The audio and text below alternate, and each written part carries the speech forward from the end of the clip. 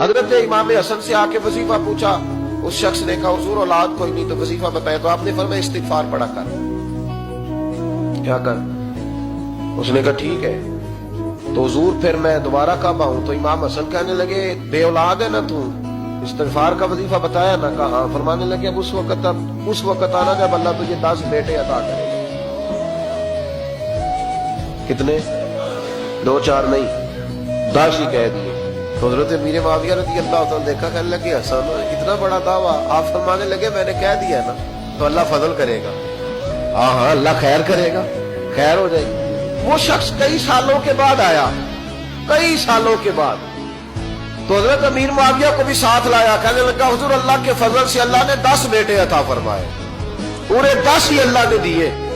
تو حضرت امیر معاویہ کہنے لگے جناب بات تو آپ کی سچی ہو گئی، پر مجھے بھی بتائیے وظیفہ کہاں سے لیا؟ فرمانے لگے قرآن پاک سے، سورہ نوح کی 10 11 12 آیت پڑھو۔ اللہ فرماتے ہیں تم استغفار پڑھو، میں تمہاری بیٹوں سے بھی مدد کروں گا، مالوں سے بھی مدد کروں گا۔ تو میں نے استغفار بتائی تھی، اور قرآن میرے اللہ کا ہے، رب کا وعدہ جھوٹا ہو سکتا؟ فرمایا 10 بیٹے ملنے تھے، میں نے کہہ جو دیا تھا۔ اور میرے بھائیوں یاد رکھیں، استغفار اللہ کی رحمت نازل کرتا ہے۔